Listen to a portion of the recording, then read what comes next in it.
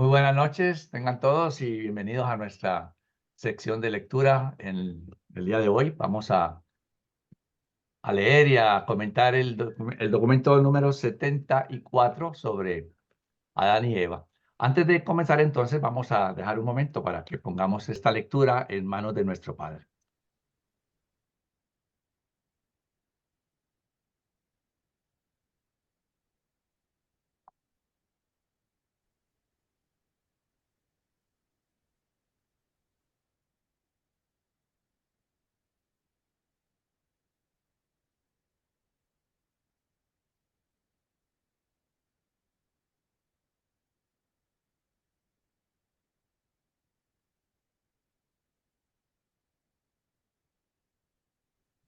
Entonces, vamos a proceder y hoy quiero dar la bienvenida a Concepción, a Duna, quien nos va a acompañar también en la lectura en el día de hoy. Espero que más de uno también se anime y nos lo dejen saber por el chat para tenerlos presentes. Así que entonces voy a compartir.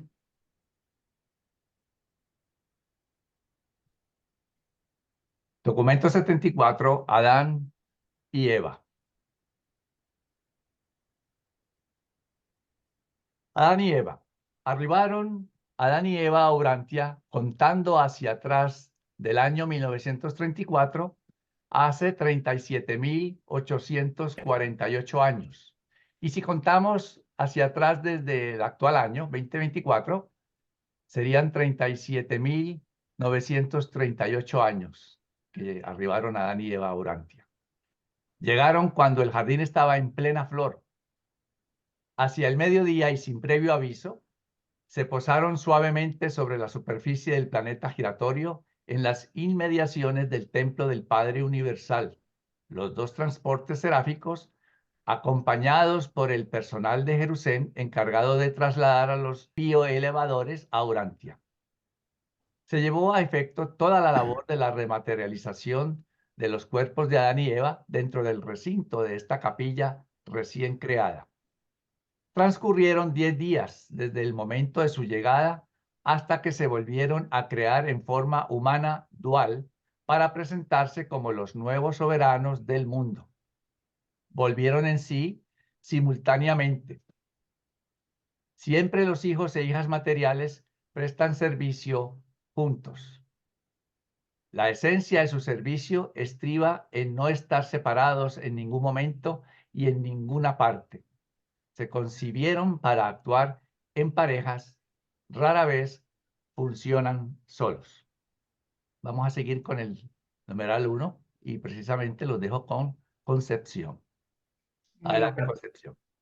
1. Adán y Eva en Jerusalén. El Adán y la Eva del planeta de Urantia formaron parte del cuerpo decano de hijos materiales en Jerusalén. A los dos se les había asignado el mismo número, 14.311. Pertenecían a la tercera serie física y medían alrededor de 2,5 metros. Al ser Adán seleccionado para venir a Urantia, prestaba servicio con su pareja en los laboratorios de física de pruebas y ensayos de Jerusalén. Llevaban más de 15.000 años de directores de la División de Aplicación de la Energía Experimental a la Modificación de Formas Vivientes. Mucho antes de esto, habían sido maestros en las escuelas de ciudadanía para los recién llegados a Jerusalén. Se debe de tener presente todo lo anterior en relación con la narración de su conducta subsiguiente en Urantia. Cuando se emitió la proclamación que pedía voluntarios para la misión de aventura adánica en Urantia, se ofreció todo el cuerpo principal de hijos e hijas materiales sin excepción. Los examinadores Melquisedec, con anuencia de la Anaforge, los Altísimos de Dentia, finalmente seleccionaron a Adán y Eva, quienes, posteriormente, llegaron a funcionar como los elevadores biológicos en Urantia. Adán y Eva habían quedado fieles a Micael. Adán y Eva habían quedado leales a Micael durante la rebelión de Lucifer.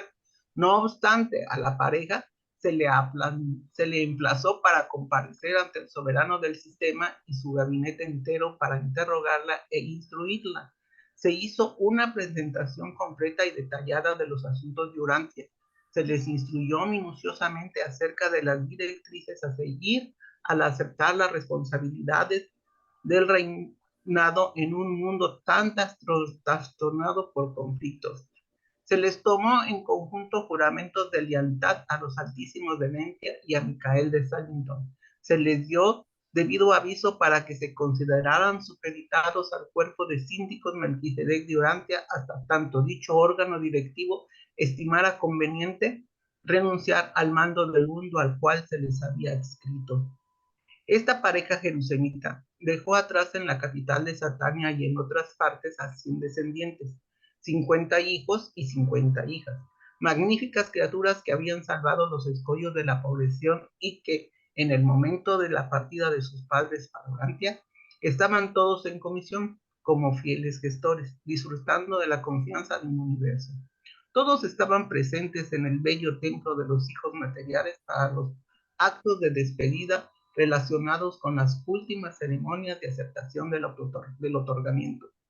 Estos hijos acompañaron a sus padres a la sede de desmaterialización de su orden y fueron los últimos en despedirse de ellos y desearles éxito divino. Al dormirse en el lapso de la conciencia de la personalidad que precede a la preparación del transporte seráfico. Los hijos pasaron un tiempo juntos, regocijándose en su unión familiar porque sus padres pronto habrían de convertirse en las cabezas visibles. En realidad, los gobernantes exclusivos del planeta 606 del sistema de Satán. De este modo, Adán y Eva dejaron Jerusalén entre la aclamación y el beneplácito de sus ciudadanos. Salieron en pos de sus nuevas responsabilidades, adecuadamente provistos y con amplia instrucción acerca de cada deber y peligro que habían de enfrentar en Urantia. Gracias, Concesión. Nada más como recordatorio, Lana Forge es un hijo ladonantec primario que sustituyó a Lucifer y se convirtió en el soberano del sistema de Satán. Ahora sí, pues, si quieren hacer alguna pregunta o aportación, somos todo oídos. Y si no, le damos la voz a Luis Fontella. Muchas gracias, Concepción. Entonces, Waldemar levantó el dedo. La última parte del 0, que dice que rara vez funcionan solos. Yo tengo la idea de que leí en alguna parte que cuando se crean seres en unos mundos especiales, no sé si los Milsonitas o no me acuerdo cuál, sí ahí actúa uno porque procrean los seres de ese planeta, ¿verdad? Pero casi siempre lo demás. Y otra cosa, que Laura, en el WhatsApp del grupo, Laura hacía una pregunta de que por qué la procreación, si tenían hijos allá en Edentia. Pues los hijos de ellos en Edentia, pues allá se quedaron, ¿no? Ellos procrearon acá en el planeta para elevar, ¿cómo se llama?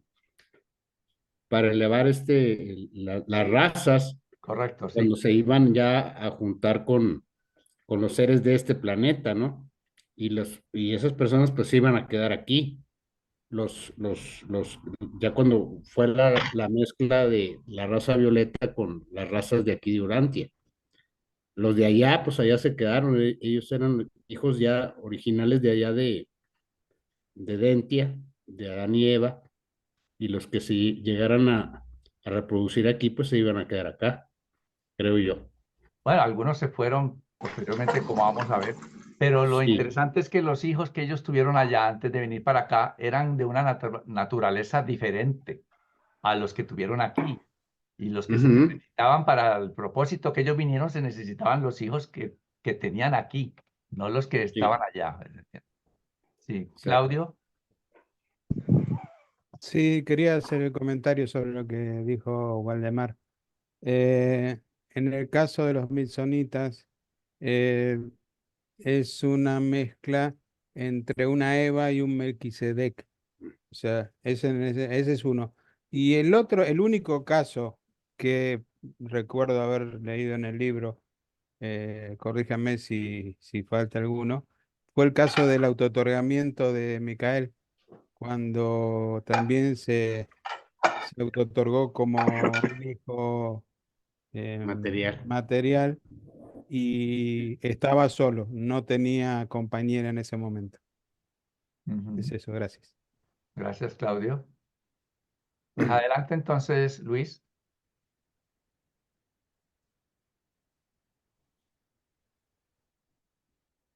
Bueno, 2, la llegada de Adán y Eva. Durmieron Adán y Eva en Jerusalén y despertaron en el templo del Padre en Urantia en presencia de la imponente multitud reunida para recibirlos. Se encontraron frente a dos seres de los que mucho habían oído hablar, Van y su fiel asociado Amadón. Fueron estos dos héroes de la secesión de Carigastia los primeros en darles la bienvenida en su nueva residencia Hardy. La lengua del Edén fue el dialecto andónico que hablaba Amadón.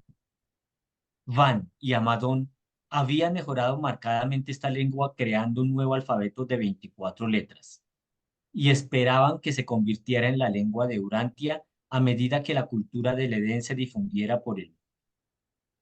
Adán y Eva habían adquirido total dominio de este dialecto humano antes de salir de Jerusalén, a fin de que este hijo de Andón oyera al eminente gobernante dirigirse a él en su propia lengua. En aquel día hubo gran alborozo y júbilo por todo el Edén. Se apresuraron los corredores a buscar las palomas mensajeras reunidas de todas partes mientras voceaban. Soltad los pájaros que difundan la nueva de que ha llegado el Hijo prometido. Cientos de colonias de creyentes, año tras año, habían mantenido fielmente las reservas de estas palomas de de crianza doméstica justamente para tal ocasión. A medida que se propagaba la noticia de la llegada de Adán, por todas partes, miles de miembros de las tribus cercanas aceptaron las enseñanzas de Van y Amadón, mientras que durante muchos meses los peregrinos continuaron entrando a raudales al Edén para recibir a Adán y Eva y para rendir homenaje a su Padre invisible. Poco después de despertarse, Adán y Eva fueron escoltados al recibimiento formal en el gran promontorio al norte del templo. Se había abultado y aprestado este montículo natural para la instalación de los nuevos gobernantes del mundo. Aquí, a mediodía, la Comisión Urantiana de Recepción acogió a este hijo e hija del sistema de Satania. Amadón era el presidente de esta comisión, que estaba compuesta de 12 miembros que englobaba un representante de cada una de las 6 razas Sangik, el jefe interino de los seres intermedios, Anán, una hija leal y vocera de los noditas, Noé, el hijo del arquitecto y constructor del jardín y ejecutor de los proyectos de su padre difunto, y los 2 portadores de vida residentes. El próximo acto fue la entrega del cargo de custodia planetaria a Adán y Eva por el Melquisedec decano, el jefe del consejo de los síndicos en Urantia. El hijo y la hija materiales prestaron juramento de lealtad a los altísimos de Norlatiadec y a Micael de Nevadón, y fueron proclamados gobernantes de Urantia por Van, quien, por este medio, renunció a la autoridad titular que venía desempeñando desde hacía más de 150.000 años, en virtud de la acción de los síndicos Melquisedec. A Adán y Eva se les atavió con ropajes reales en esta ocasión. La instalación formal en la autoridad mundial. No se habían perdido del mundo todas las artes de Dalamatia. Aún se practicaba la tejeduría en la época del Edén. A continuación, se escuchó la proclamación de los arcángeles y decretó la voz de Gabriel por transmisión el segundo juicio de Urantia y la resurrección de los supervivientes durmientes de la segunda dispensación de gracia y perdón en el planeta 606 de Satania.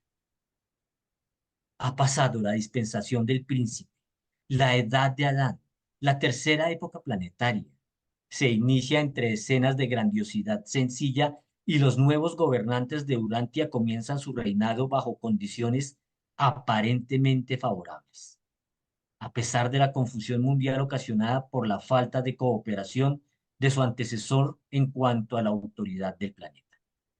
Bueno, chicos, ¿cómo la vieron? ¿Algún comentario, alguna pregunta? Estamos apenas empezando, ¿no? Es apenas el primer día de la llegada de Adán y Eva, todo lo que estaba pasando en ese territorio, todo lo que pensaba la gente, sus costumbres. Bueno, Debo suponer yo que el Noé que hablan de ahí no es el Noé bíblico del arca, ¿verdad? Es otro, o No. sea, el nombre es igual, pero no es el. exactamente, no es el mismo, Exacto. no es el mismo, sí, señor. Ese era todo. Sí, sí. Gracias. Bye. Bueno, bueno, chicos, vamos avanzando, entonces le damos la palabra a Florecita. Gracias, Luisito, muy amable. Bien, 3. Adán y Eva adquieren conocimientos sobre el planeta. Ahora, tras su instalación formal y con gran pesar, Adán y Eva tomaron conciencia del aislamiento del planeta. Calladas estaban las transmisiones conocidas y ausentes estaban todos los circuitos de comunicación extraplanetaria. Sus semejantes jerusemitas se habían ido a mundos que marchaban bien, con un príncipe planetario bien establecido y un séquito de personal experto dispuesto a recibirlos y capaz de cooperar con ellos durante su primera experiencia en estos mundos. En Urantia, sin embargo, la rebelión lo había cambiado todo. Aquí se hacía sentir mucho la presencia del príncipe planetario y aunque se le había despojado de la mayor parte de su poder para hacer el mal, a Adán y Eva aún les podía dificultar la labor y hasta cierto punto hacérselas peligrosa. Aquella noche, bajo el resplandeciente plenilunio, iban deambulando por el jardín serios y desilusionados, un hijo y una hija de Jerusalén hablando de los planes del día siguiente. Así llegó a su fin el primer día de Adán y Eva en la aislada Urantia, confuso planeta de la traición de Caligastia. Se pasearon y conversaron hasta muy avanzadas horas de la noche, su primera noche en la tierra, y qué solos se sentían. Adán pasó su segundo día en la tierra en sesión con los síndicos planetarios y el Consejo de Asesoría. De los Melquisedec y de sus asociados, Adán y Eva supieron más acerca de los detalles de la rebelión de Caligastia y el efecto que aquella sublevación hizo al progreso del mundo. Fue en general una historia desalentadora, este dilatado relato del desgobierno de los asuntos mundiales. Llegaron a su conocimiento todos los hechos relativos al desplome total de la trama caligastiana para acelerar el proceso de la evolución social. También se dieron cuenta cabal de la locura de intentar lograr el avance planetario independientemente del designio divino de la progresión. Así pues, llegó a término un día triste pero ilustrativo, su segundo día en Urantia. El tercer día se dedicaron a una inspección del jardín. Desde las enormes aves de pasaje, los fándores, apreciaron las vastas extensiones del jardín al surcar los aires por encima de el paraje más hermoso de la tierra. Se remató este día de inspección con un colosal banquete en honor a todos los que habían laborado para crear este jardín de belleza y grandiosidad paradisíacas. Nuevamente, hasta altas horas de la noche de su tercer día, el hijo y su consorte dieron un paseo por el jardín y hablaron de la inmensidad de sus problemas. En el cuarto día pronunciaron un discurso a Adán y Eva ante la asamblea del jardín. Desde el promontorio inaugural dirigieron la palabra al pueblo acerca de sus proyectos para la rehabilitación del mundo y bosquejaron los métodos por los cuales pretendían redimir la cultura social de Urantia de los ínfimos niveles a los que había caído como resultado del pecado y la rebelión. Este fue un gran día y concluyó con un festín para el Consejo de Hombres y Mujeres que habían sido seleccionados para asumir las responsabilidades en la nueva administración de los asuntos mundiales. Y aquí los reveladores hacen un comentario extra, ¿no? Aunado con signos de admiración. Dicen, fijaos bien, tanto hombres como Tanto mujeres como hombres formaron parte de este grupo y esta fue la primera vez que ocurrió tal cosa en la Tierra desde los tiempos de Dalmatia. Constituyó una innovación pasmosa observar a Eva, una mujer, compartir los honores y responsabilidades de los asuntos mundiales con un hombre. De este modo terminó el cuarto día en Urantia. En el quinto día se ocuparon de la organización del gobierno interino, la administración que habría de funcionar hasta que los síndicos Melquisedec se marcharan de Urantia. El sexto día se dedicaron a una inspección de los numerosos tipos de hombres y animales. A lo largo de las murallas del este del Edén, Adán y Eva anduvieron escoltados todo el día, observando la fauna del planeta y llegando a comprender mejor lo que se debía hacer para convertir en orden la confusión de un mundo habitado por tanta variedad de criaturas vivientes. En esta excursión, a los acompañantes de Adán les sorprendió sobremanera cuán a fondo entendía él la naturaleza y función de los millares de animales que le mostraban. Luego de echar una mirada a un animal, indicaba su naturaleza y conducta. Adán podía dar a primera vista los nombres y descripciones del origen, la naturaleza y la función de todas las criaturas materiales. Sus guías en la gira de inspección no sabían que el nuevo gobernante del mundo figuraba entre los anatomistas más expertos de toda Satania, y Eva era igualmente experta. Adán asombró a sus asociados describiendo multitudes de entes vivientes, demasiado pequeños para verse a simple vista. Al finalizar el sexto día de su estadía en la tierra, Adán y Eva reposaron por primera vez en su nuevo hogar del este del Edén. Los 6 primeros días de la aventura de Urantia habían sido muy ajetreados y esperaban ansiosamente un día entero libre de toda actividad. Mas no se lo permitieron las circunstancias. A causa de la experiencia del día anterior en que Adán había tratado con tanta inteligencia y tanta minuciosidad de la fauna de Urantia, juntamente con su magistral discurso inaugural y sus modales encantadores, se había granjeado los corazones de los moradores del jardín y se había sobrepuesto a sus intelectos, de tal modo que no solo estaban incondicionalmente dispuestos a aceptar al hijo y a la hija recién llegados de Jerusalén como gobernantes, sino que además estaba casi la mayoría dispuesta a postrarse ante ellos y rendirles culto como dioses.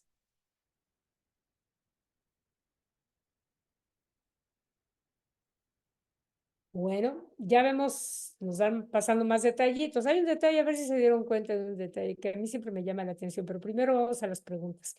Gloria, adelante. Perdón, Florecita, yo siempre me he preguntado, ¿qué Adán y Eva no estaban en conocimiento de su misión, la misión que tenían en este planeta y el conflicto que había? Porque debieron haber venido supuestamente, pues yo creo, muy preparados para enfrentar todo lo que enfrentaron. No sé, siempre me he preguntado eso. Tienes toda la razón, definitivamente, y es justamente el punto donde yo iba. Gracias por tocar algo de ese tema. Efectivamente, ellos venían de Jerusalén. Allá los habían instruido, les habían dicho, y luego aquí los Melquisedec les habían dado más pormenores sobre el problema en Urantia. Pero hay un detalle que yo creo que fue lo que les jugó en contra. El planeta estaba aislado, no había comunicaciones. Entonces, imagínense, por ejemplo, ¿qué pasaría si les quitamos el celular a todos ustedes? O a los jóvenes de hoy en día, vamos a quitarles el celular y a ver qué hacen. O sea, el hecho de estar en contacto en un medio donde la comunicación va y viene sin ningún problema y de buenas a primeras vete a un lugar donde está en aislamiento total, para ellos debió de haber sido un choque bien fuerte. O sea, después de estar donde estaba toda la comunicación perfecta, las líneas de mando excelentes, todos los medios de comunicación, todo el internet, wifi, lo que se usa allá en Jerusalén, todo en orden. Imagínense venir a donde no hay nada. Pero ellos ya sabían que estaba en esas condiciones el planeta. Sí, pero no es lo mismo saberlo en teoría que vivirlo en experiencia, ya que estás en el lugar y que te das cuenta de la realidad en experiencia, yo creo que la percepción cambia bastante. Además de los problemas que había, ¿no? Que había varios. Así Sí. es. ¿no? Ese es mi personal punto de vista. Y de hecho, hasta los reveladores ponen con signos de admiración que solos se sentían. Entonces yo creo que eso era importante, ¿no? A ver, bueno, vamos a continuar con las preguntas. A ver. Siller, adelante, Siller. Yo creo que eso es lo principal, lo que usted comentó. No es lo mismo tener conocimiento como nos pasa a todos, ¿no? Cuando estudias algo, una carrera o algo. Realmente lo que te hace es la práctica, es la experiencia. Entonces eso les pasó a ellos. O sea, ellos a lo mejor venían muy preparados y tenían conocimiento de la situación, pero ya el vivirlo ya es muy diferente. Y lo que pasa en la vida, que todos los días son problemas diferentes. Te esperabas solucionarlos de un modo y resulta que no. Tienes que buscar alguna otra manera. Gracias a ti, Siller. Sí, la experiencia es más, de hecho, para nosotros mismos es una lección en eso, porque se supone que esta primer etapa de nuestra vida mortal aquí en este mundo es justamente para eso, para vivir la experiencia de esta primera etapa de vida mortal bajo las condiciones de este planeta, ¿no? A ver, adelante, Rafael, ahí está también Marcelita. Okay. Bueno, pues yo nada más quiero apuntalar lo mucho que me impacta la parte final que tú leíste del documento, donde estaban tan admirados del conocimiento que tenían de la creación que ya había aquí en el planeta, que todos los moradores aquí urantianos no solamente los respetaban. Y bueno, ese es mi comentario. Muchas gracias. Y ahorita nos dan más detalles al respecto también. Y sí, bueno, debió de haber sido muy difícil para ellos. Y además no es lo mismo comunicarte con personalidades que entienden lo que haces, que captan lo que el medio ambiente, cómo se mueve y cómo es la administración, que de buenas a primeras llegar con tipos salvajes que no entienden absolutamente nada de lo que es su tarea. O sea, debió de haber sido una tarea bien ardua y bien difícil para ellos. No creo que fue nada fácil. Adelante, Isabel. Hola, Isa. Un gusto. Hola, un saludo para todos.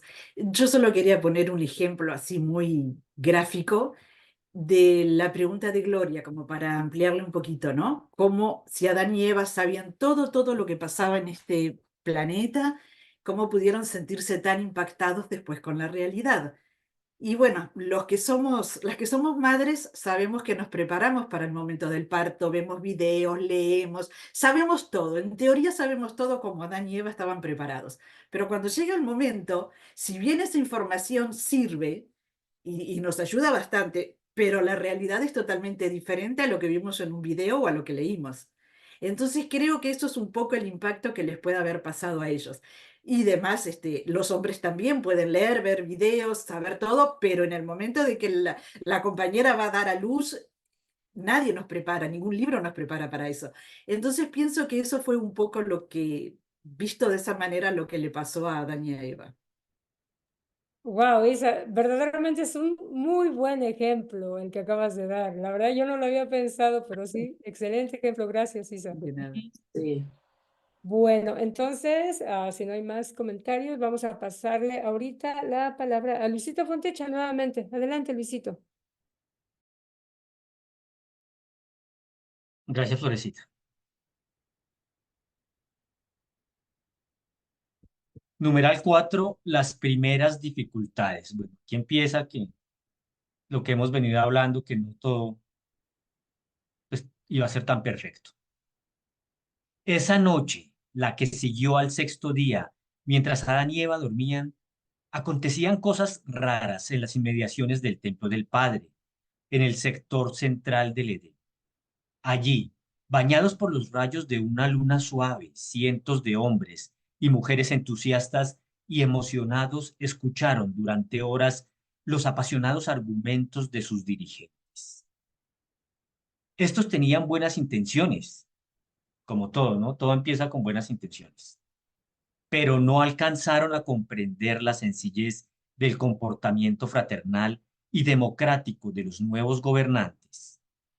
Mucho antes de despuntar el alba, los nuevos administradores interinos de los asuntos mundiales llegaron a una conclusión casi unánime de que Adán y su consorte eran modestos y recatados en demasía, decidieron que la divinidad había descendido a la tierra en forma corporal, que Adán y Eva eran en realidad dioses, o bien tanto se aproximaban a tal estado que ameritaban una adoración reverente.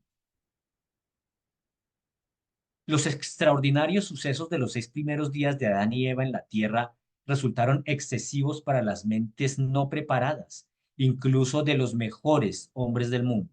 Estaban confundidos. Se dejaron llevar por la propuesta de trasladar a la noble pareja al templo del Padre a mediodía a fin de que ante ellos todos se inclinaran en respetuosa adoración y se postraran en humilde sumisión. Y esto lo proyectaron todos los moradores del jardín con toda sinceridad. Protestó Van. Se encontraba ausente Amadón por estar a cargo de la guardia de honor que se había quedado con Adán y Eva durante la noche. Se rechazó contundentemente la protesta de Van. Se le dijo que asimismo era demasiado modesto, demasiado recatado, que tampoco él mismo distaba mucho de ser un dios, sino cómo podía haber vivido tanto tiempo en la tierra y cómo había causado un acontecimiento tan magno como el advenimiento de Adán. En tanto que los alborotados edenitas estaban a punto de apresarlo y subirlo al montículo para adorarlo, Van se escabulló abriéndose paso entre la muchedumbre y, como podía comunicarse con los seres intermedios, se apresuró a enviar a su jefe con Adán. Casi al amanecer de su séptimo día en la tierra superior, casi al amanecer de su séptimo día en la tierra, supieron Adán y Eva la alarmante noticia de la propuesta de estos mortales bien intencionados, si bien descarriados. Y entonces, mientras que las aves de pasaje aún se preparaban para llevarlos al templo, los seres intermedios, que son capaces de realizar incluso tales cosas, transportaron a Adán y Eva al templo del Padre. Temprano por la mañana de este séptimo día, desde el montículo de su reciente recepción, dio a Adán una explicación de las órdenes divinas de la filiación y aclaró a estas mentes terrenales que no se puede adorar sino al Padre y a quien él designa. Puso a las claras a Adán que aceptaría cualquier honor y recibiría todo respeto, pero jamás la adoración. Fue un día importantísimo y antes del mediodía, a la hora de la llegada del mensajero seráfico que llevaba el reconocimiento jerusemita de la instalación de los gobernantes del mundo, Adán y Eva, apartándose de la multitud, señalaron al templo del Padre y dijeron: Id ahora al emblema material de la presencia invisible del Padre e inclinaos para adorarle que nos hizo a todos y nos mantiene vivos. Que este acto sea la promesa sincera de que jamás volveréis a tentaros a adorar a nadie más que a Dios. Hicieron todos tal como ordenó Adán. El hijo y la hija materiales se quedaron solos en el montículo con las cabezas inclinadas mientras que la gente se postraba en torno al templo. Este fue el origen de la tradición del día de descanso del sábado. Desde ese momento en adelante, en el Edén, el séptimo día se dedicó a la reunión del mediodía en el templo. Durante mucho tiempo fue costumbre dedicar este día a la autosuperación. Se dedicaba a la mañana al mejoramiento físico, al mediodía al culto espiritual, la tarde al cultivo de la mente y las primeras horas de la noche al regocijo social. Lo antedicho nunca fue ley en el Edén, sino que fue costumbre mientras prevalecía la administración adánica en la tierra. Bueno, chicos, entonces aquí hay una de las primeras grandes lecciones que nunca aprendimos, que es el adorar únicamente a Dios. Hoy hay muchos dioses en el mundo, que es lo que nos tiene pues como sumidos en esa ignorancia. ¿O qué opinan de la adoración? ¿A quién adoramos?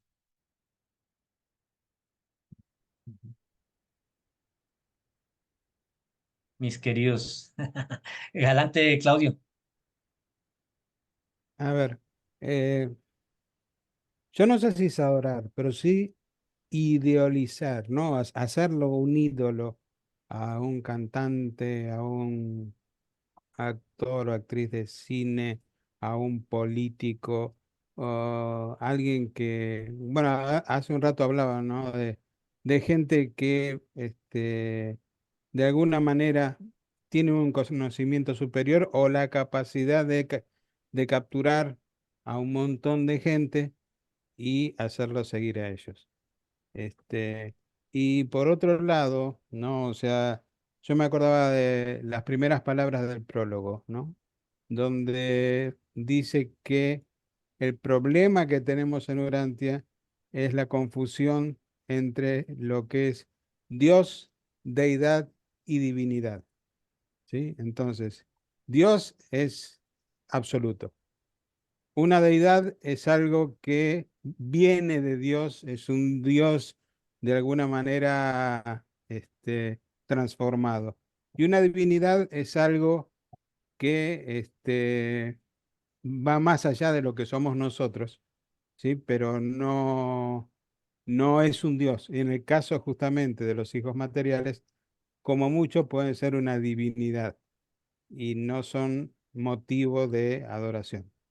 Era eso nada más. Gracias. Muchas gracias, Claudia, por la aclaración. Ana, adelante. Yo no sé qué piensan ustedes, pero creo que aún siendo lectores del libro de Urantia y creyendo en un solo Dios, me parece como que el tema de la adoración todavía, o tal vez sea solo a mí, pero todavía cuesta. Estamos educados, preparados para orar, pero la adoración como nos plantean en el libro, no sé, me parece que a mí particularmente me queda todavía muy, muy lejos. O sea, no fui educada, no sé hacerlo, me cuesta. Orar sí, ¿no? Desde chiquitos todos más o menos tenemos ese concepto, pero la adoración es algo en lo cual no hemos todavía profundizado, me parece lo suficiente. Nada más.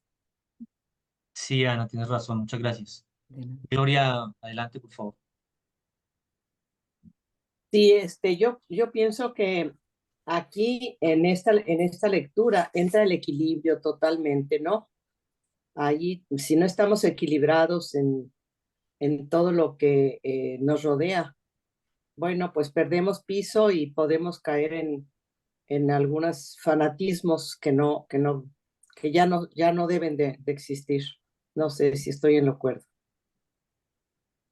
Sí, definitivamente, Gloria. El tema es tremendamente amplio. Parece sencillo, pero igual como decía Ana, no estamos, ni siquiera entendemos porque no forma parte de nuestra educación, de nuestra educación primaria, de nuestra educación en el hogar.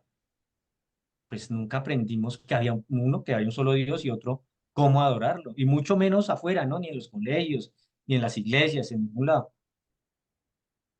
Arturo, adelante.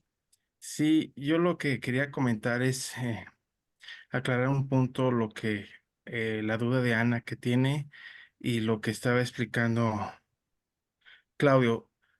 En el libro están todas las respuestas. Poco a poco podremos ir comprendiendo a profundidad precisamente esas diferencias. Hablemos que Dios es un símbolo verbal, que así lo dice el libro de Urantia, como nosotros podemos representar eh, eh, a la primera fuente y centro, porque además algo que nosotros no hemos comprendido del libro es que el libro nos está hablando de la primera fuente y centro de una realidad absoluta, como decía Claudio, que para nosotros es incomprensible. Entonces, la mejor manera para acercar la mente finita a la mente absoluta es a través del Ser Supremo y que es lo que nos da el acercamiento a la criatura con Dios. Y la mejor manera de representar a Dios es nombrándolo Dios Padre.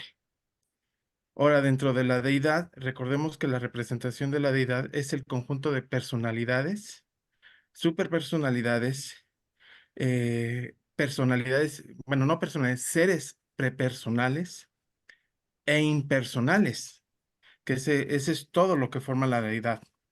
y la divinidad es la cualidad unificadora de toda esa deidad. Cuesta mucho comprender esos conceptos a profundidad, pero lo que pasa es que nos están hablando desde lo más perfecto y nosotros nunca hemos estado ni siquiera en los niveles morontiales. Entonces, por eso cuesta trabajo. Y en la cuestión de Ana, bueno, poco a poco aquí el libro nos enseña qué es la diferencia de rezar, orar y adorar. Orar, como ustedes ya lo saben, pues es el diálogo que tenemos con Dios. Es una conversación y es una conversación plenamente espiritual, no material. Y dentro de la adoración, que sabemos que al único que podemos adorar, como ya lo saben también, es a Dios Padre, ¿sí? En ese símbolo verbal, porque la palabra Dios, dentro de lo que dice el libro, durante está designada a 7 personalidades. Pero ahorita hablando de Dios, Dios Padre, la oración es la conexión, no es un diálogo, donde tratamos de espiritualizar nuestra mente y unificar nuestra mente material con una mente absoluta, la mente de Dios. Eso es lo que quería comentar. Gracias, Luis. Saludos a No, a todos. ti, Arturo, por esa amplia información. Una pregunta, Arturo. Entonces, la adoración cuando dijeron Adán y Eva dirigidos al templo a adorar, ¿era simplemente ir a meditar, a orar? ¿O cómo adora uno? ¿Cantando, bailando, dando gracias? Sí, la adoración es una meditación de preferencia individual, igual que la oración, y es simplemente sintonizar, unificar nuestra mente material con nosotros, con la mente divina, la mente absoluta, la mente cósmica que está dentro de Dios Supremo, para poder llegar a las realidades de la mente absoluta, que es la mente de Dios, que es de donde surge toda la realidad, todo lo que nosotros conocemos a través del libro de Urantia. Eso es lo que te puedo comentar, Luis. Entonces, en el caso de Adán y Eva, eso es lo que hacían. Pedían iluminación para poder sacar su día a día, obviamente diario. Después de orar, empezaba la adoración. No sé si me pude explicar Muchas de gracias, manera plena. Arturo. Sí, bueno, eso es un tema mucho más amplio. Muchas gracias por tu comentario. Gracias. Valdemar, vamos. Adán y Eva llegan a un mundo que está pues casi casi en la barbarie, ¿no?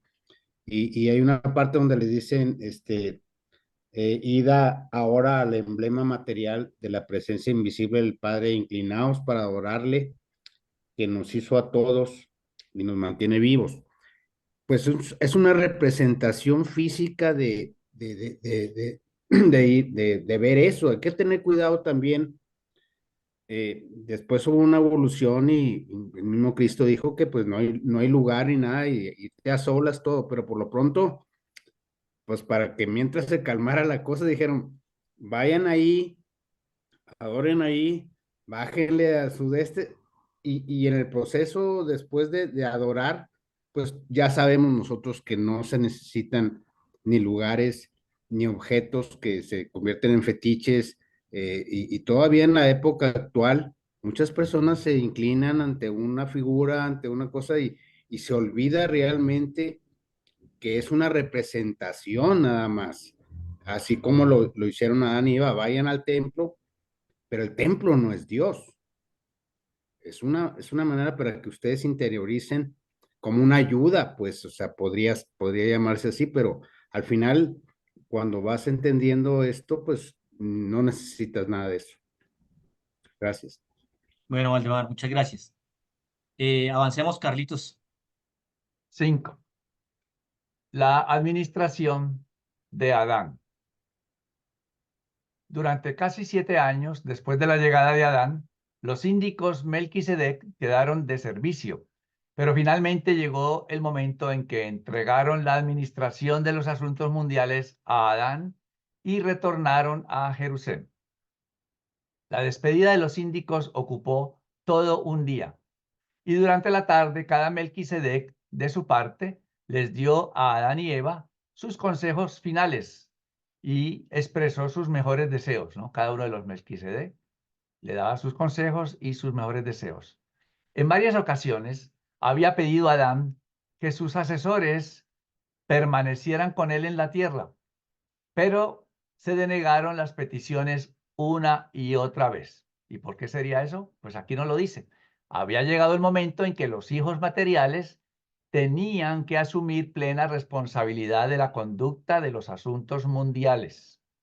De modo que a la medianoche salieron del planeta los transportes seráficos de Satania con 14 seres rumbo a Jerusalén, produciéndose el traslado de Van y Amadón. Ellos aprovecharon y se fueron allí, a la vez que la partida de los 12 Melquisedec.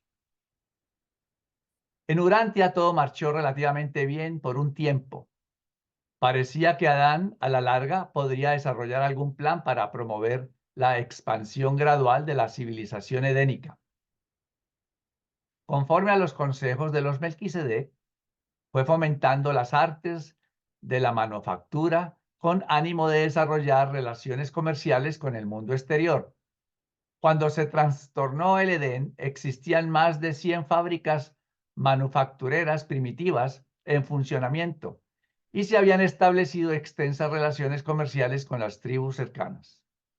Durante muchas edades se había instruido a Adán y Eva en la técnica para mejorar un mundo, preparándolo para sus contribuciones especializadas al avance de la civilización evolucionaria. Sin embargo, en este momento arrostraron problemas apremiantes, ¿no? Enfrentaron situaciones difíciles, tales como el establecimiento del orden público en un mundo de salvajes, bárbaros y seres humanos semicivilizados.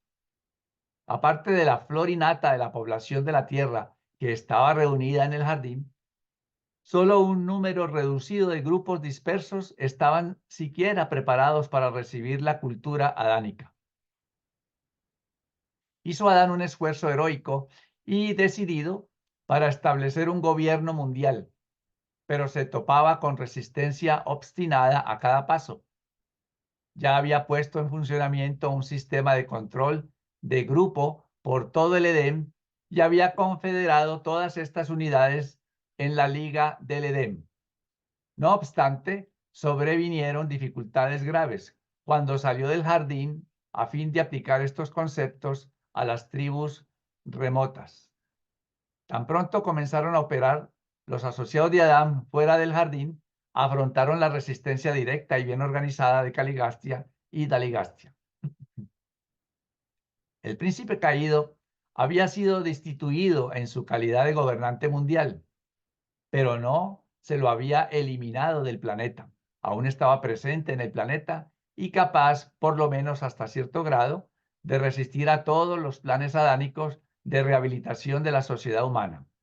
Adán quiso advertir a las razas sobre los males de Caligastia, pero se dificultó mucho esta tarea, puesto que su archienemigo era invisible a los ojos de los mortales.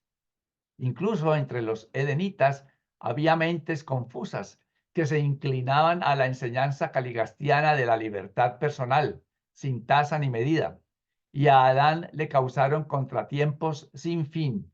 Constantemente daban al traste con los proyectos mejor trazados para la progresión ordenada y el desarrollo sustancioso. Finalmente se vio obligado a retirar su programa para la socialización inmediata, revirtió, ¿no? Volvió al método de organización de Bam, dividiendo a los edenitas en compañías de 100 miembros, con un capitán al mando de cada una y con un teniente al cargo de un grupo de 10 miembros. Adán y Eva habían venido a instituir un gobierno representativo en lugar de monárquico, pero no hallaron ningún gobierno digno de aquella denominación en la faz de la tierra entera. Por el momento, Adán abandonó todo esfuerzo para establecer un gobierno representativo y antes del desplome del régimen edénico, logró establecer casi 100 centros comerciales y sociales fronterizos, donde individuos fuertes gobernaron en su nombre. La mayoría de estos centros habían sido organizados anteriormente por Van y Amadón. Data de los tiempos de Adán el envío de embajadores de una tribu a otra. Este fue un gran paso adelante en la evolución del gobierno. Muy bien, vemos cómo ya empezaron a afrontar ciertas resistencias pues, de parte de Caligastia y Aligastia, y sobre todo estaba ya sembrada esa filosofía de la libertad, que hoy en día está muy arriesgada, ¿no? Todo el mundo quiere hacer lo que le da la gana y yo me mando, yo no cumplo órdenes, yo hago lo que quiero porque soy libre, y eso pues ya estaba desde ese entonces. Sí, Rafael, adelante. Sí, si me permiten, yo quisiera respecto al bloque anterior aportar la etimología de la palabra adoración. Viene del latín adoraré, entonces el prefijo ad significa hacia y la palabra oraré pues es de la obviedad del significado de orar. Por lo tanto se traduce como orar hacia. ¿Qué diferencia hay en simplemente orar y adorar? Aquí es donde refuerzo y comprendo perfectamente y me sumo a la aportación se me olvida el nombre de Arturo. Gracias, Arturo. Cómo es un nivel más profundo de oración y diálogo de una oración con Dios a la adoración que Jesús ejemplifica en todo su proceso de maduración en Urantia. Y ahorita lo que tú acabas de mencionar de este bloque que se acaba de leer, los desafíos que hay con la rebeldía natural hacia toda la locura que se vive entre si lo hago, no lo hago, es correcto, no es correcto. Aquí es donde nuestra adoración a Dios, decir, Dios mío, dime por dónde voy, qué hago, porque nuestras reacciones son las que finalmente nos bloquean. Cuando nosotros accionamos pese a la emoción, es cuando vamos madurando y creciendo. Y esa maduración de que a pesar de que me enojé, a pesar que no estoy de acuerdo, a pesar que estos están locos y están haciendo algo malévolo, yo voy a conservar la calma cual Jesús y voy a hacer la voluntad del Padre. Muchas gracias. Gracias, Marcela, así es.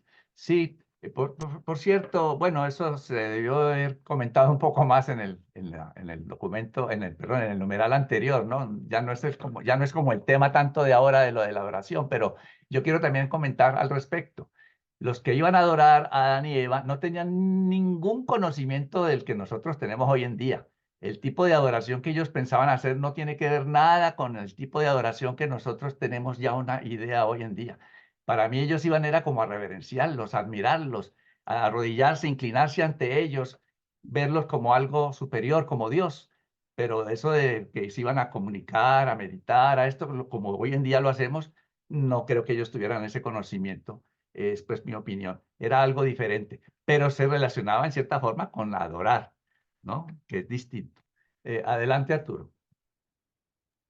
Gracias, Carlos. Sí, se me olvidó mencionar algo importantísimo. Creo que lo más importante de la adoración es que nosotros, acuérdense que dentro de esa adoración, nosotros tenemos que dejarnos guiar por el Espíritu. Como niños pequeños, acuérdense que decía así Jesús, déjense ser como niños pequeños que se dejan de guiar con toda la fe sincera de un Padre amoroso. Eso es parte de la adoración. La adoración es la manera en que Dios nos guía y nos ilumina para poder tener un conocimiento más amplio, alcanzar esa madurez terrenal, como así yo lo explico, para después alcanzar una sabiduría terrenal, posteriormente alcanzar una madurez espiritual, y si Dios nos da licencia en este mundo o en los que sigue, pues empezar los inicios de lo que podría ser una sabiduría espiritual. Pero es en esa adoración donde nos metemos a la guía del Espíritu. Eso es esencial dentro de la adoración. Ajá, sí, Gracias, era lo gracias, que quería Arturo. Sí. complementar. Correcto, y ese es otro punto que nos diferencia a nosotros hoy en día, a ellos en el jardín de Edén, porque ellos ni siquiera sabían de que tenían un espíritu que los pudiera guiar, y quizás no lo tendrían cuando eso, porque quizás no tendrían ajustadores de pensamiento, ni el espíritu de la verdad estaba por ahí. Así que aunque la palabra es la misma, adorar, creo que lo que ellos iban a hacer era algo muy diferente a nuestra adoración de hoy en día. Bueno, pues entonces le doy la palabra ahora a Claudio para que continuemos con el numeral 6. Oh, Ay, perdón, Gloria. Gloria. Perdón, una pregunta. Entonces, Adán y Eva no tenían ajustador del pensamiento. Ah, bueno, ya vamos a ver. En su momento, hasta donde vamos, no. Por donde vamos, todavía no. O sea que llegaron a Urantia sin ajustador. Bueno, sí, correcto. Gracias. Bien, muy bien. Siga entonces, Claudio, por favor. 6. La vida hogareña de Adán y Eva. La tierra de la familia adánica englobaba una superficie un tanto superior a 1.300 hectáreas. En lo contiguo a esta sede familiar se había dispuesto la vivienda para más de 300.000 descendientes de la línea directa. Solamente se construyó el complejo de los edificios proyectados. Mas antes de la creciente familia de Adán ocupara estas provisiones, todo el plan edénico fue interrumpido y el jardín fue desocupado. Fue Adansón, el primogénito de la raza violeta, y fue seguido por su hermana y Evasón, el hijo segundo de Adán y Eva. Eva engendró a 5 hijos antes de marcharse los Melquisedec, 3 hijos y 2 hijas. Los 2 siguientes fueron gemelos. Alumbró a 63 vástagos, 32 hijas y 31 hijos antes de la falta. Cuando Adán y Eva dejaron el jardín, su familia consistía en 4 generaciones, que ascendían a 1.647 descendientes de pura cepa. Tuvieron 42 hijos después de abandonar el jardín, además de los 2 descendientes de procreación mixta con la raza mortal de la tierra. Lo anterior no comprende la descendencia de Adán con las razas noditas y evolucionarias. Los hijos de Adán no tomaban leche de animales.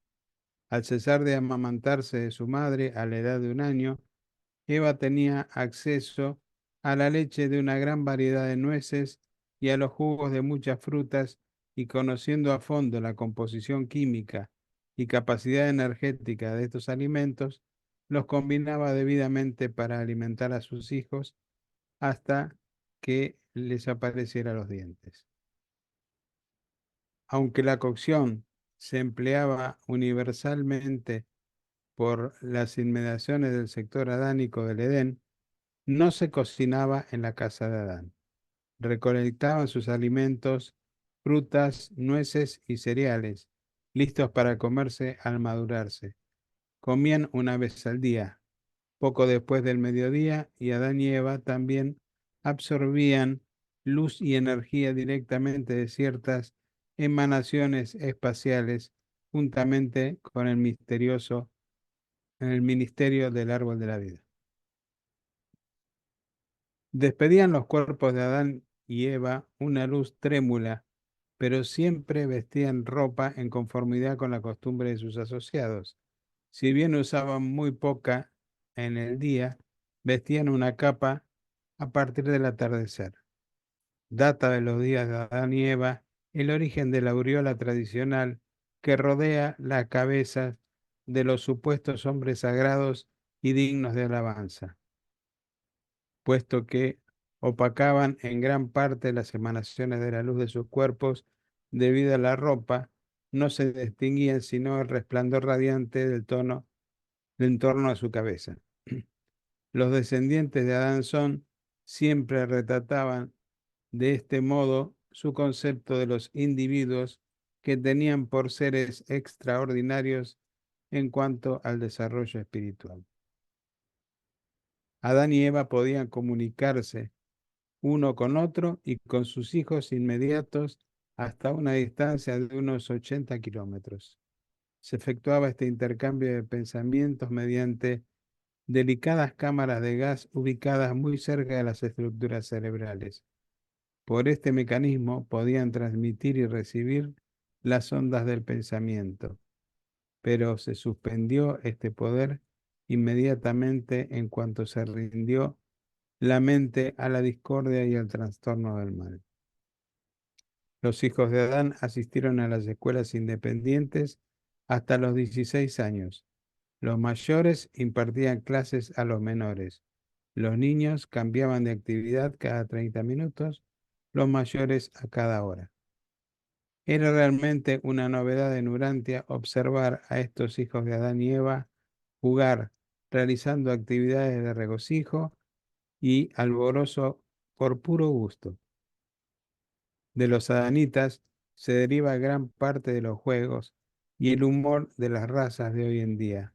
Los adanitas tenían una gran apreciación por la música, así como un agudo sentido del humor. Se solía contraer esponsales a los 18 años. Luego, estos jóvenes ingresaban en un curso de 2 años de instrucción que los preparaba para asumir las responsabilidades maritales. A los 20 años eran aptos para el matrimonio y después del casamiento comenzaban su oficio o bien iniciaban la preparación específica para él. En algunas naciones subsiguientes existió la usanza de permitir que las familias reales, presuntamente descendientes de los dioses, se casaran entre hermanos, lo cual procede de las tradiciones de la prole de Adán, que procreaban conforme a su deber y necesidad, unos con otros. Adán y Eva oficiaron todas las ceremonias matrimoniales de la primera y segunda generación del jardín. Sí, aquí para tener en cuenta lo que era la reproducción, si bien en el caso de los adanitas que podían de alguna manera crecer o reproducirse entre hermanos, ellos tenían una calidad corporal que no daba problemas. De hecho, hay pruebas de problemas que hubo, especialmente en la Edad Media, donde había muchos reyes, donde se casaban entre hermanos y demás, que causaban malformaciones o problemas de salud. Octavio, adelante. Tu micrófono también, Octavio. Buenas tardes otra vez. Entonces, si los hijos de Adán y Eva ahora sí que se casaban entre ellos, entonces, ¿quiénes serían los que iban a mezclarse con las razas de aquí de Urantia? Como las razas, los nietos.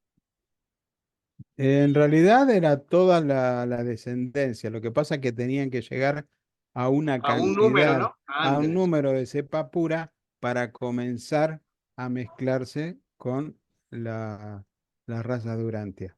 Entonces, O tanto sea, nietos como hijos. En un momento nietos, dado hubiera sido así. quizás hasta bisnietos, tataranietos.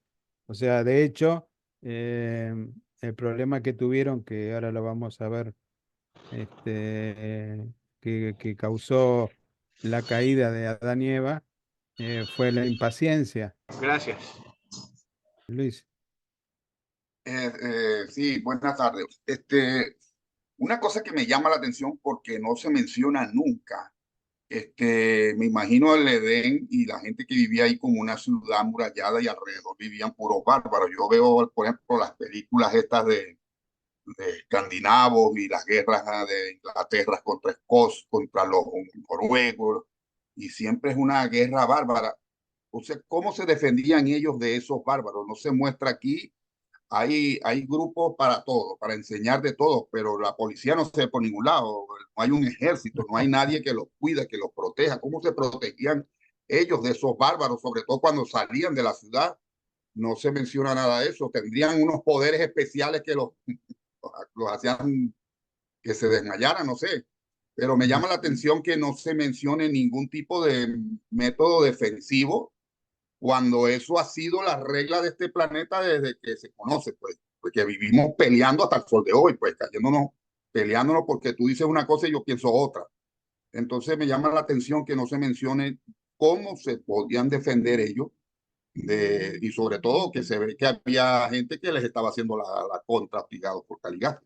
Es un comentario. Si alguien sabe algo, Es una muy buena pregunta. Quizás Flor o Carlos puedan, o Luis, contestarla. Bueno, realmente no se dice eso, entonces no podríamos especular mucho, pero lo que sí se dice es que después de la caída, cuando se alborotó el gentío allá afuera, que venían a atacar el primer jardín, dice que Adán no era amigo de confrontamientos, entonces él decidió agarrar a toda su familia, todo su pueblo, digámoslo de esa manera, y salieron de ahí pacíficamente a buscar el sitio del segundo jardín. Evitó el enfrentamiento. Si hubiera tenido un ejército o algo así, pues quizás los esperan, ¿no? Pero pues ya está en la imaginación pues nuestra, ¿no? ¿Qué hubiera pasado? Arturo. Gracias, Carlos. Sí, yo quería comentar algo más que hacer una pregunta. Y se me hace impresionante el fenómeno de poder transmitir sus pensamientos a sus hijos, ¿no? Que eso es algo maravilloso. Y cómo después de que cometen la falta, esos poderes divinos se les son quitados, ¿no? Yo me pregunto lo siguiente, nada más es un comentario. ¿Qué pasaría si nosotros realmente estuviéramos viviendo siempre en el Espíritu de Dios? ¿Qué podríamos nosotros ser capaces de hacer si viviéramos siempre haciendo la voluntad del Padre y no errando, que es lo que limita a lo mejor esos poderes que nos pueden, no es que seamos poderosos, pero que nos pueden ayudar a ser mejores? Eso es lo que quería comentar. Gracias. Gracias, Arturo. Sí, yo supongo que eso es un sentido especial que ellos tenían en ese momento, que quizás cuando lleguemos a la Morontia pueda ser agregado en nosotros. O sea, se habla de que vamos a tener muchos más sentidos que los 5 que normalmente tenemos en este momento. Así que quizás sea ese uno de ellos, pero vamos a tener que esperar a llegar a ese lugar. ¿Alguien más? Bueno, si no hay nadie más, le paso la palabra a Flor. Adelante. Gracias, Gracias, Florcita. Claudio. Bueno, 7. La vida en el jardín. Con excepción de haber asistido durante 4 años a las escuelas del oeste, los hijos de Adán vivieron y trabajaron en el este del jardín. Recibieron su formación intelectual hasta la edad de 16 años de acuerdo con los métodos en las escuelas de Jerusalén. Desde los 16 hasta los 20 años, se les dio instrucción en las escuelas de Urantia del otro extremo del jardín, desempeñándose en ellas también como maestros de los niveles más bajos. La socialización era el entero propósito del sistema escolar del oeste del jardín. Los periodos matinales de recreo eran destinados a las prácticas hortícolas y agrícolas, los periodos vespertinos a los juegos competitivos. Se aprovechaban las primeras horas de la noche para el trato social y el cultivo de las amistades personales. Se consideraba la preparación religiosa y sexual como incumbencia de la familia, el deber de los padres. La enseñanza de estas escuelas comprendía instrucción acerca de 1, la salud y el cuidado del cuerpo. 2, la regla de oro, la norma del trato social. 3, la relación de los derechos del individuo a los del grupo y a las obligaciones comunitarias. 4, la historia y cultura de las distintas razas de la Tierra. 5, los métodos para hacer progresar y mejorar el comercio mundial. 6, la coordinación de deberes y emociones contrapuestos.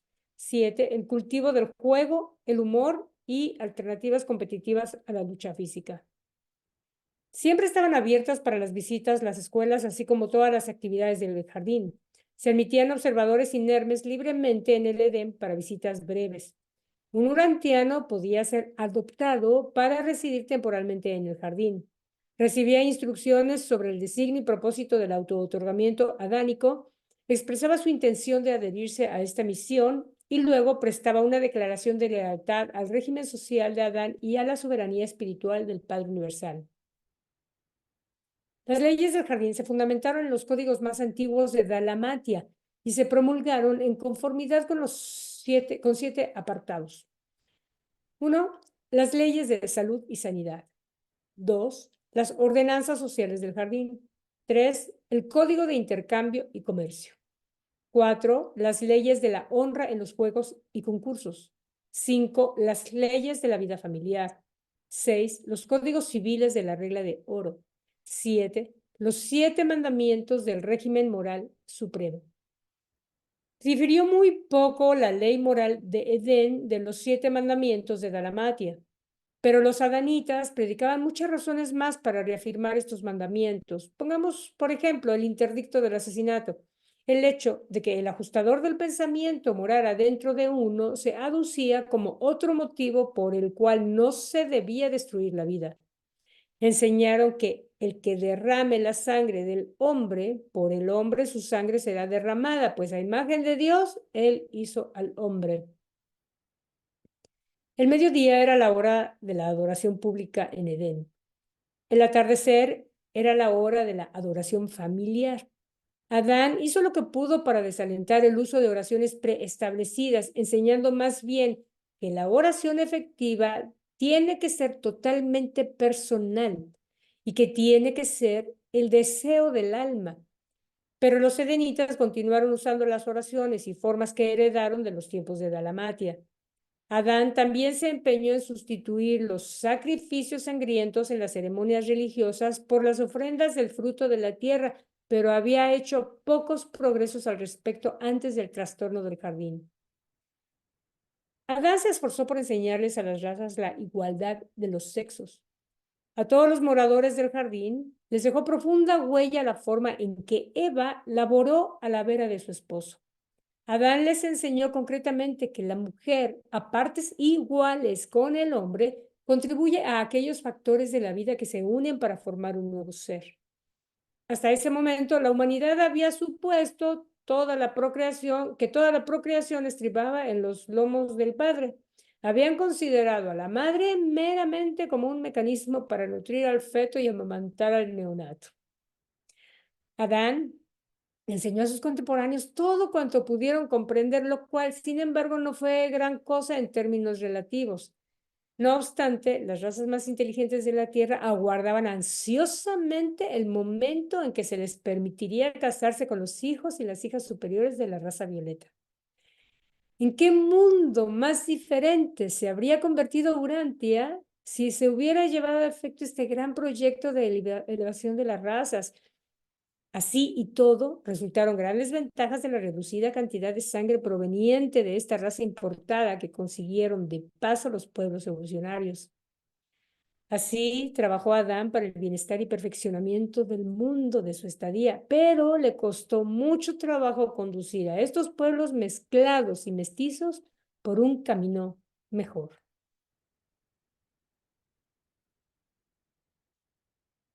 Es bonito leer esto, ¿no? Poderse imaginar, pero bueno. ¿Algún comentario, alguna inquietud, queja, algo, lo que sea, nada? Qué bueno que está súper claro el documento, me da muchísimo gusto. Y entonces vamos a pasar con Carlitos para el siguiente numeral. 8. La leyenda de la creación. Y ya el título nos dice mucho, la leyenda. La historia de que la creación de Urantia duró 6 días se basó en la versión tradicional de que Adán y Eva habían pasado 6 días realizando el estudio preliminar del jardín. Esta circunstancia confirió sanción casi sagrada al plazo de la semana, que en un principio había sido introducido por los dalamatianos. El hecho de que Adán pasara 6 días inspeccionando el jardín y formulando los proyectos preliminares para su organización no ocurrió premeditadamente, más bien fue una decisión tomada día a día. La elección del 7º día para la adoración no fue más que una consecuencia de los hechos aquí narrados. La leyenda de la creación del mundo en 6 días fue un concepto posterior que de hecho se produjo más de 30.000 años después. Un aspecto del relato, la aparición repentina del sol y la luna, posiblemente tenga su origen en la versión tradicional de que, cierta vez, había el mundo surgido repentinamente de una densa nube espacial compuesta de materia diminuta, que durante mucho tiempo había oscurecido tanto al sol como a la luna. La historia de la creación de Eva a partir de la costilla de Adán es una confusa versión abreviada sobre la llegada de Adán y la cirugía celestial relacionada con el intercambio de sustancias vivientes que se le había practicado al séquito corpóreo del príncipe planetario más de 450.000 años antes. En la mayoría de los pueblos del mundo ha influido la versión tradicional de que Adán y Eva disponían de formas físicas creadas para ellos al llegar a Urantia. La creencia en que se había creado al hombre del barro casi fue universal en el hemisferio oriental. Se puede remontar el origen de esta versión tradicional desde las Islas Filipinas y dándole casi media vuelta al mundo hasta África. Muchos grupos aceptaron esta versión de que el hombre se originó del barro mediante alguna forma de creación especial en lugar de las anteriores creencias en la creación progresiva, ¿no? Es decir, la evolución. Apartada de las influencias de la Damatia y el Edén, la humanidad tendía a la creencia en el ascenso gradual de la raza humana. El hecho de evolución no es un descubrimiento moderno. Los antiguos comprendían el carácter lento y evolucionario del progreso humano. Los griegos primitivos poseían conceptos claros al respecto, a pesar de su proximidad a la Mesopotamia. Aunque las distintas razas de la Tierra lamentablemente se enredaron en sus nociones de la evolución, no obstante, gran parte de las tribus primitivas creyeron y enseñaron que eran los descendientes de varios animales. Los pueblos primitivos solían seleccionar los animales de su presunto origen para sus tótems. Ciertas tribus de indios norteamericanos creyeron que descendían de castores y coyotes. Ciertas tribus africanas enseñan que son descendientes de las hienas, una tribu malaya del lémur y un grupo de Nueva Guinea del loro. Debido a su contacto inmediato con los restos de la civilización de los adanitas, los babilonios magnificaron y adornaron la narrativa de la creación del hombre. Enseñaron que había descendido directamente de los dioses. Se atuvieron a un origen aristocrático de la raza, el cual era incompatible incluso con la doctrina de la creación a partir del barro. El relato del Antiguo Testamento sobre la creación data de tiempos muy posteriores a los de Moisés. Tradicionalmente se cree que Moisés fue el que escribió eso, pero aquí nos dice que eso data de tiempos muy posteriores a los de Moisés. Él nunca enseñó a los hebreos una historia tan tergiversada, pero sí presentó a los israelitas un relato sencillo y condensado de la creación, con la esperanza de que ese relato realzara su llamado a la adoración del Creador, el Padre Universal, que llamaba el Señor Dios de Israel. En sus enseñanzas tempranas, Moisés inteligentemente no intentó remontarse más allá de los tiempos de Adán. Puesto que Moisés era el maestro supremo de los hebreos, las historias de Adán llegaron a relacionarse estrechamente con las de la creación.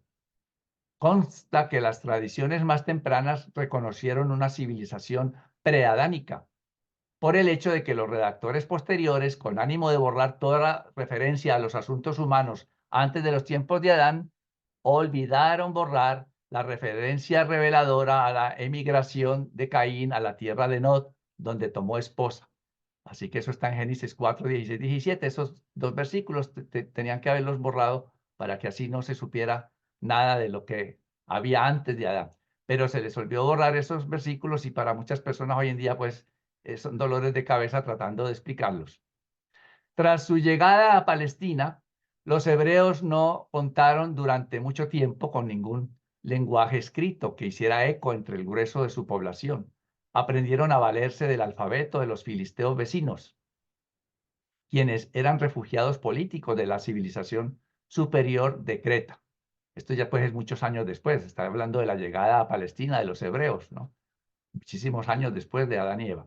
Los hebreos escribieron muy poco, hasta alrededor del año 900 antes de Jesucristo. Y como no disponían de un lenguaje escrito hasta esta fecha, tan tardía, circularon varias versiones distintas de la creación. Pero después del cautiverio en Babilonia, se inclinaron más a aceptar una versión mesopotámica modificada. La versión tradicional judía se cristalizó en torno a Moisés, debido a que se esforzó por atribuir el origen de la descendencia de Abraham a Adán. Los judíos dieron por sentado que Adán había sido el primero de la raza humana. Yahvé fue el creador y ha de haber hecho el mundo justamente antes de hacer a Adán, ya que se supone que Adán fue el primer hombre. Entonces, la versión tradicional de los 6 días de Adán se intercaló en la historia y casi 1000 años después de la estadía de Moisés en la tierra, resultó que la versión tradicional de la creación en 6 días se asentó por escrito y posteriormente a aquel, es decir, a Moisés, se le atribuyó el mérito. Cuando los sacerdotes judíos retornaron a Jerusalén, ya habían terminado su relato escrito sobre el principio de las cosas. Pronto afirmaron que esta narración era una historia recién descubierta sobre la creación escrita por Moisés. Pero los hebreos contemporáneos de alrededor de 500 antes de Jesucristo no consideraron que estas escrituras fueran revelaciones divinas. Las consideraron de forma muy similar a como los pueblos posteriores consideran las narraciones mitológicas. Este documento espurio, las presuntas enseñanzas de Moisés, vino a conocimiento de Ptolomeo, el rey griego de Egipto, quien lo mandó a traducir al griego por una comisión de 70 eruditos para su nueva biblioteca en Alejandría. Eso ocurrió más o menos como 200 años antes del nacimiento de Jesús, y esa versión se conoce como la Septuaginta. Así se integró este relato a aquellas escrituras que posteriormente llegaron a formar parte de las colecciones ulteriores de las escrituras sagradas de las religiones hebrea y cristiana. Y estos conceptos durante mucho tiempo influyeron profundamente en la filosofía de muchos pueblos occidentales que se identificaron con estos sistemas teológicos. Los maestros cristianos perpetuaron la creencia de que la raza humana había sido creada por decreto, y todo ello condujo directamente a la formación de la hipótesis de que en otro tiempo había existido una edad de oro de felicidad utópica, y a la teoría de la caída del hombre o del superhombre, la cual explicaba la condición nada utópica de la sociedad. Estas perspectivas sobre la vida y sobre el lugar que ocupaba el hombre en el universo fueron en el mejor de los casos desalentadoras, puesto que estaban basadas en la creencia de un retroceso, más bien que en una progresión, además de implicar una deidad vengativa, quien había descargado su ira sobre la raza humana en retribución de los errores de ciertos administradores planetarios pasados. Es decir, pensaban que antes de existía una felicidad utópica, todo era maravilloso, y así se nos enseña a algunos en la religión hoy en día, que antes de Adán y Eva pecar, ellos vivían en un mundo maravilloso, no morían, no se enfermaban, todo era dicha y felicidad, y al llegar el pecado, que es lo que llaman la caída del hombre, pues entonces quedamos en la condición en que estamos hoy en día. Pero esto pues no es así correctamente. Y entonces esto implicaba un retroceso y no un progreso. Y al mismo tiempo implicaba una deidad vengativa, que entonces lo único que hacía era castigar, mandar diluvios, etcétera, etcétera. La edad de oro es un mito, eso no existió, pero el Edén fue un hecho, y la civilización del jardín fue de hecho derrocada. Adán y Eva llevaban 117 años en el jardín, cuando por la impaciencia de Eva y los errores de juicio de Adán, se atrevieron a desviarse del camino ordenado, buscándose el desastre y ocasionando el ruinoso retraso de la progresión del desarrollo de toda Urantia. Este documento ha sido narrado por Solonia, la voz seráfica, en El Jardín, y ha sido leído por Concepción Aduna, Luis Fontecha, Flor Robles, Claudio Fernández y este servidor, Carlos García. Y entonces la continuación el próximo jueves con el documento 75, pues va a ser justamente entrar en detalles de cómo fue que pasó ese error, ¿verdad? Pero ya eso para el próximo jueves. Si hay algún comentario sobre lo acabado de leer, ahí nos explica básicamente cómo se originó lo que por toda la vida hemos leído pues en la Biblia, que asumimos por muchos años que fue verdad, que además es palabra de Dios y eso no se puede tocar, pero ya pues tenemos otra idea hoy en día, ¿verdad? Adelante, Siller.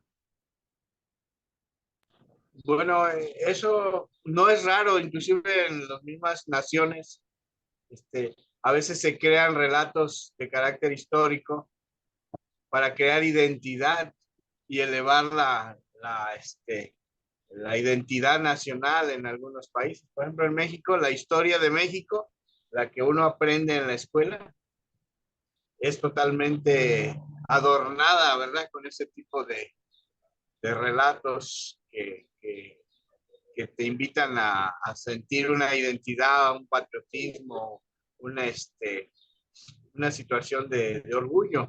Pero pues eso yo siento que es dentro de la naturaleza humana, es algo que se hace, ¿no? También dicen que la historia la escriben los vencedores. Entonces, lo que también pasó con los relatos, algunos relatos de la Biblia. Gracias y gusto en verlos. Gracias, Siller, sí. Porque entonces el próximo jueves, como ya comenté, vamos a continuar esta bonita historia. Sí, Rafael. Y yo creo que sí, efectivamente, como dice en las inevitabilidades en Urantia, lo que la mente del hombre cree más allá de lo que puede saber, ¿no? Y esa diferencia, o sea, cree más de lo que puede llegar a saber, a conocer. Y cree más precisamente para que haya esa pequeña diferencia de fe, ¿no? Pero sí, efectivamente, cuando la fe a una mente tan inquisitiva, tan traviesa como la humana, le dicen, la fe es, tienes que tener una fe enorme, a personas, y me incluyo, a personas sumamente atormentadas por el raciocinio, nos cuesta tener un salto de fe gigante. Debemos como que basar la fe en ciertas minucias, ciertas cosas que vamos interconectando y que vamos poniendo sólidas en nuestra base para ir subirnos y alcanzar a creer e ir avanzando. Creo que son pequeños saltos de fe los que le dan esa congruencia a nuestras creencias. Yo leí en un libro muy importante que una enseñanza con un profesor que tomé un curso, si tú pones una cabeza encima de tu cabeza, te conviertes en un demonio. Escuchen bien lo que les digo, muchachos, me acuerdo que decía, si tú colocas una cabeza encima de tu cabeza, te vuelves un demonio, ¿vale? ¿Por qué? Poner una cabeza encima de otra cabeza es permitir que alguien piense por ti. Alguien piense por ti. No, tú no debes dejar que nadie piense por ti.